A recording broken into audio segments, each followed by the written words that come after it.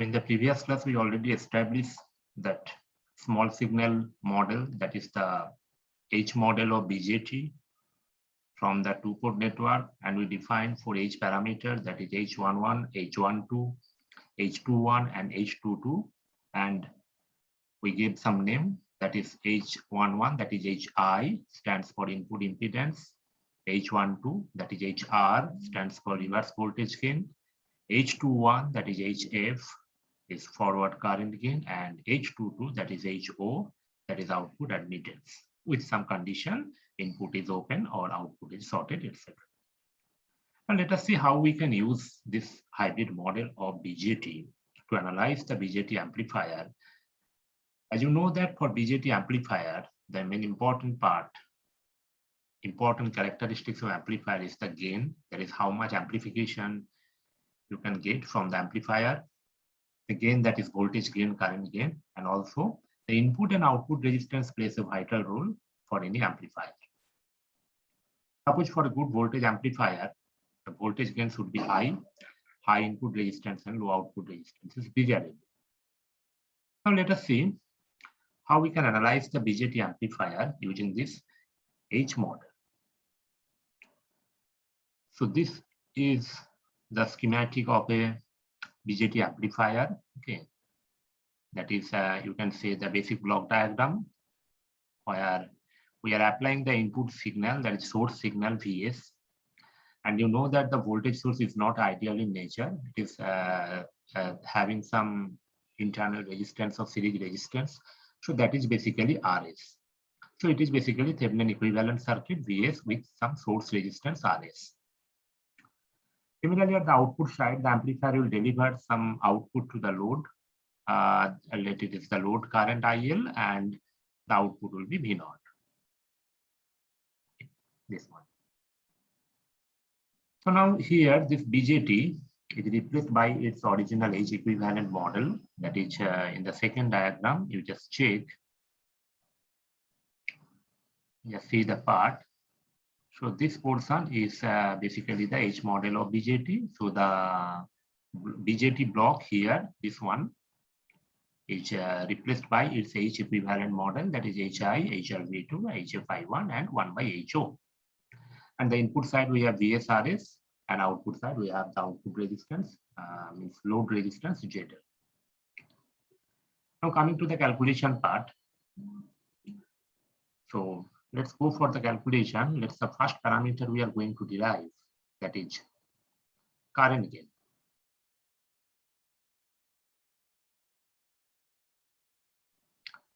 So current gain,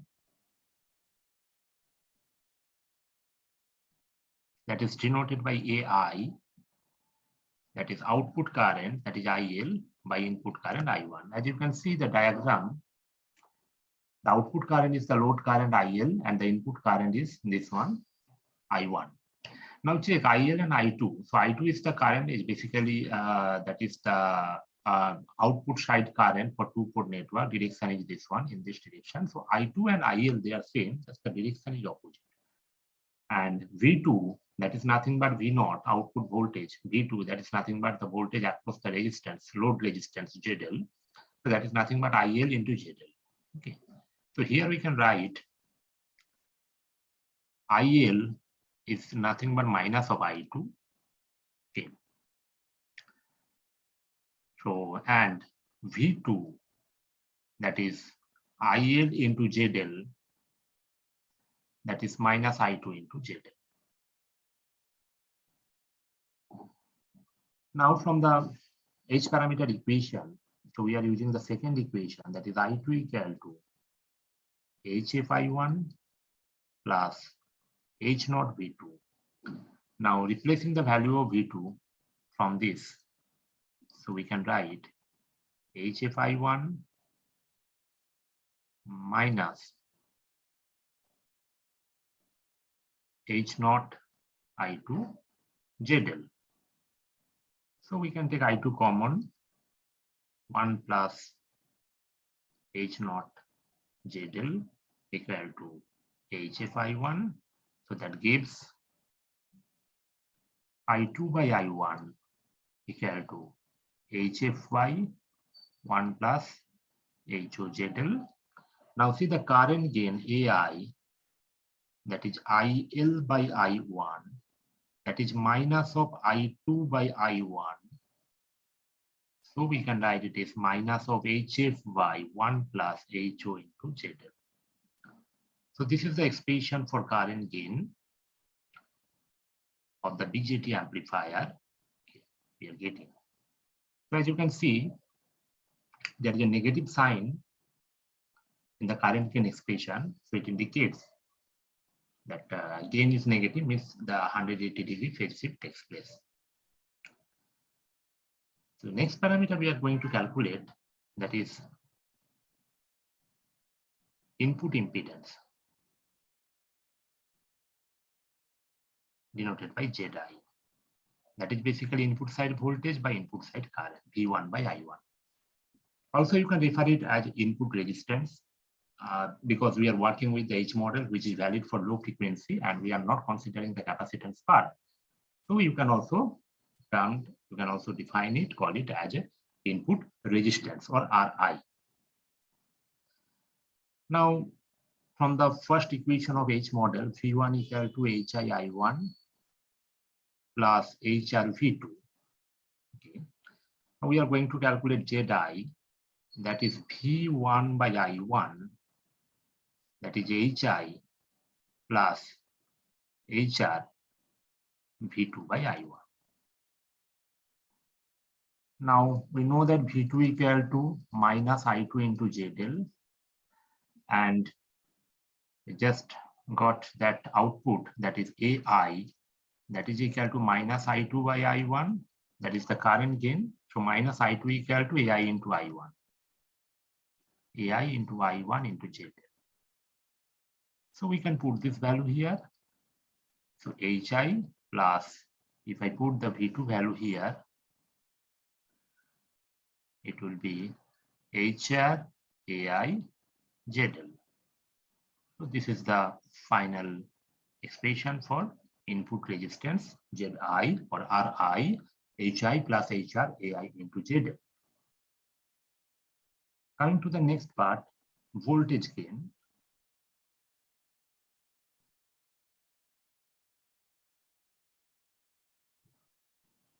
That is denoted by AV, that is output voltage by input voltage, V0 by V1, or simply V2 by V1, because V0 and V2 it is same. Now, V2, that is, we can write minus I2 into ZL by V1, and replacing I2 by I1, that is this one, minus I2 equal to AI into I1 into ZL by V1. So we can rewrite this equation, AV equal to AI into ZL by V1 by I1. So V1 by I1 is nothing but Zi, that is AI ZL by Zi. So if you know the current gain expression and input resistance, so you can easily calculate the voltage gain. See. Similarly, for input impedance, if you know the current gain AI value, so you can calculate the input impedance of the amplifier. Next parameter,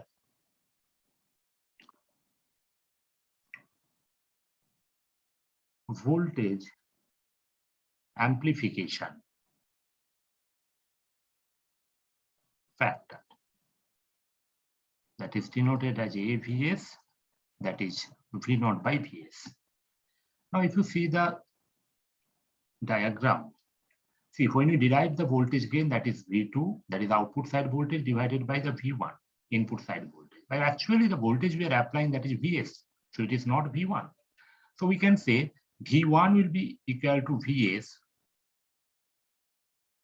when source resistance R is equal to 0. That is for ideal case.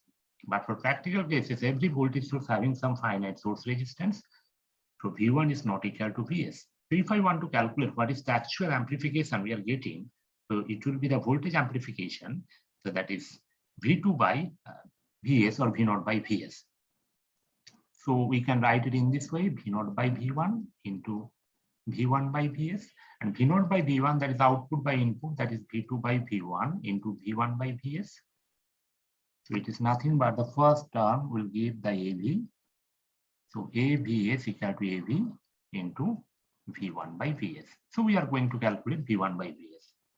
Now just I'm drawing the input side part once again. So we have Rs, we have Vs, and now we already derived the input resistance. Instead of drawing that complete input side, that is that HI, HRV2, we already find out what is the input resistance, equivalent resistance at the input side. So that is nothing but your ZI, this one, ZI. So we can put one resistance at the input side, that is a ZI.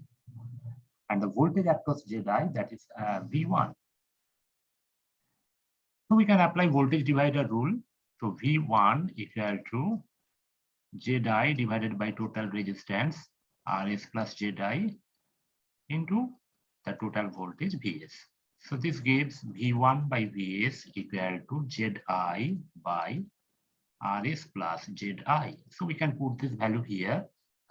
So AVs equal to AV into ZI by Rs plus ZI. Now you can check this equation. When Rs equal to 0, AV is equal to AV. Okay, that means that V1 and Vs, they are same, and the voltage amplification and voltage gain, they are same. Okay. In the same way, we can go for current amplification. It is current amplification factor AIS, that is IL by IS, that is IL by I1 into I1 by IS. Now the thing is, if you see the diagram, so here the current is flowing I1, but here see the voltage source Vs along with series resistance. So it is basically a Thevenin equivalent circuit. So we can represent it in a Norton equivalent circuit in this way. Let the voltage source series resistance can be converted to a current source of value Is with parallel resistance. Okay, Rs. And this side we have already the input resistance, Zi. And this current, the current flowing to Zi, that is basically I1, this one. So in a series circuit, the things look same. But when you convert the equivalent, the Thevenin equivalent circuit input side, you're using Norton equivalent circuit, then the Is and I1, it will be different. Okay. Again, we can go for that similar type of calculation. So IL by I1, we already derived, that is nothing but AI into I1 by Is. So I1 by Is, we can apply current divider rule to find out the factor. Okay, so I1, the current flowing to Zi, that is a current divider rule opposite resistance Rs divided by total resistance Rs plus Zi into total current, this. So this gives I1 by Is equal to Rs by Rs plus Zi. So finally, we are getting AIS, that is equal to AI into Rs by Rs plus Zi. This one. And the last parameter we are going to derive, so that is output impedance, that is Z0, that is equal to 1 by Y0. So first we shall derive the Y0 output admittance, and then we are going to find out what will be the output impedance. Now remember, whenever you are going to calculate the output impedance for any network, there should not be any influence from the input side. That means the input will be, the source will be 0. The condition is the source will be 0. So you have to eliminate the source. So if it is a voltage source, it will be short circuit. And if it is a current source, it will be open circuited. And the load, whatever the load resistance you have to open the load. That is ZL in our case, that is tends to infinite. Okay, that is open circuit. So recalling that H parameter equation, we have I2 equal to HFI1 plus HOV2. Okay. So here we can I2 by V2. So that is equal to HF I1 by V2 plus H naught. Now we are going to find out the I1 by V2, this factor. See, I2 by V2 is basically Y naught. Okay. So I1 by V2, that parameter is unknown. So for that, we need to find out that circuit. Again, just take a look on the input side once again. So input side, we have RS, we have VS, we have HI, we have a dependent source, HRV2, like this. And the current is I1. Now, if I apply KVL in this circuit, so this gives VS minus O RS plus HI into I1 minus HRV2 will be equal to 0. Now, as per our condition, the source should be 0. So since VS equal to 0, so this gives I1 by V2, that is equal to minus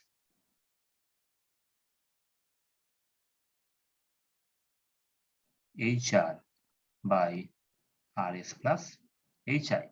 So putting this value here in our equation, so Y naught will give minus HF into HR by RS plus HI plus H naught. So that is Y naught, just rewriting HO minus HRHF by RS plus HI. So this is the value of Y naught, and Z naught, that is the output impedance. So Z naught will be 1 by Y naught. So using the ready-made formula, you can calculate what will be the voltage gain, current gain, input and output resistance of any BJT amplifier.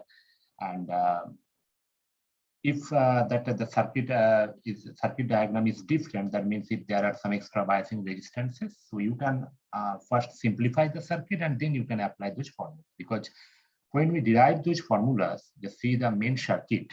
So at the input side, we have only VSRS, and the output side, we have only load resistance. But in real cases, whenever you are working with the BJT amplifier, there are some biasing resistance.